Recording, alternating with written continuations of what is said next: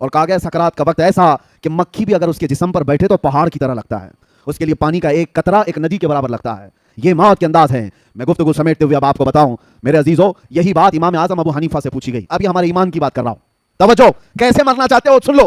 امام اعظم ابو حنیفہ سے کسی نے سوال کیا کہ سنا ہے بدبخت اور گنہگار کی موت بڑے دردناک انداز سے آتی ہے اور ایک عاشق رسول کی موت بڑی خوشحالی کے ساتھ آتی ہے، وہ خوشی خوشی دنیا سے جاتا ہے، ایسا کیوں ہوتا ہے جبکہ روح نکالنے والا ایک ہی ہے، فرشتہ ایک ہی ہے، درد کیسے ہوتا ہے، روح ایک ہی ہے؟ آپ نے کیا کہا جانتے ہو؟ امام اعظم نے کہا جا سورہ یوسف پڑھ لے تجھے سمجھ میں آ جائے گا. سورہ یوسف قرآن پاک کی سورہ 13ویں پارے میں حضرت امام اعظم ابو حنیفہ نے کہا جا یہ پڑھ لے. وہ پڑھ کر کے آیا، اس میں موت کا کوئی ذکر ہی نہیں ہے.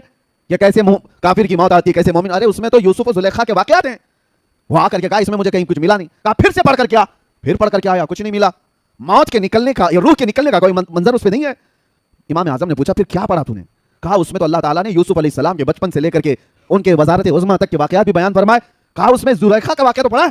کہا کیا ہے واقعہ؟ اس نے کہا زلیخا یوسف علیہ السلام کے حسن پر فدا ہو گئی تھی، دیکھ کر کے فدا ہو گئی. شہر کی عورتوں نے ان کو تانا دینا شروع کیا زلیخا کو کہ ایک جوان لڑکے پر تو فدا ہو گئی، اس لیے کہ ان عورتوں نے یوسف کو دیکھا نہیں تھا، تانے مار رہی تھی. تو زلیخا نے کیا کیا؟ ایک دعوت کی ان سارے رئیس عورتوں کی اور گھر میں بلایا اور سب کے ہاتھوں میں ایک لیمو دیا اور ایک ہاتھ میں چاقو دیا اور کہا جب میں کہوں گی تب یہ لیمو کاٹنا. بڑی بڑی رئیس عورتیں بیٹھی تھی. اسی عالم میں یوسف علیہ السلام کو زلیخا اس حال میں بلاتی ہیں. یوسف علیہ السلام کا حسن ایسا تھا، جمال ایسا تھا کہ جو دیکھتا تھا وہ پلکیں جھپکانا بھول جاتا تھا.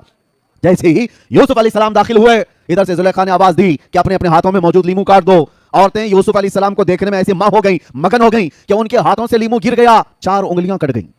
قرآن پاک میں یہ واقعہ موجود ہے. وَقَطَّعْنَا أَيْدِيَهُنَّ، اللہ فرماتا ہے انہوں نے اپنے ہاتھوں کی انگلیاں ہی کاٹ لی. ارے عورت ذات ہے، تھوڑا سا کھروچ آ جائے تو واویلا کرتی ہے، 4 انگلیاں کٹ جائیں پتہ نہیں چلا. ہاں ایک کیفیت انسان پر آتی ہے جب وہ محویت کی کیفیت ہے، یعنی کسی میں گم ہو جاتا ہے تو کٹنے کا درد نہیں ہوتا، پتہ نہیں چلتا. تو اس نے شخص نے امام اعظم سے یہ کہا یہ واقعہ تو میں نے قرآن میں پڑھا ہے لیکن اس کا موت سے کیا لینا دینا؟ امام اعظم نے کہا اسی سے تو لینا دینا ہے. بات در حقیقت یہ ہے ایک مومن صالح، ایک عاشق رسول جب دنیا سے جا رہا ہوتا ہے، روح نکالنے کا درد بہت ہوتا ہے، بہت تکلیف تو ہوتی ہے، لیکن ملک الموت ادھر سے آتے ہیں، تاجدار مدینہ ادھر سے آتے ہیں. ادھر سے یہ روح نکال رہے ہوتے ہیں، ادھر وہ جمال مصطفیٰ دیکھ رہا ہوتا ہے، وہ حسین چہرہ دیکھ رہا ہوتا ہے. ارے عورتوں کو یوسف کا حسن دیکھتے دیکھتے انگلیاں کٹنے کا درد نہیں ہوا، مومن صالح کو جمال مصطفیٰ دیکھ کر روح نکلنے کا بھی احساس نہیں ہوگا.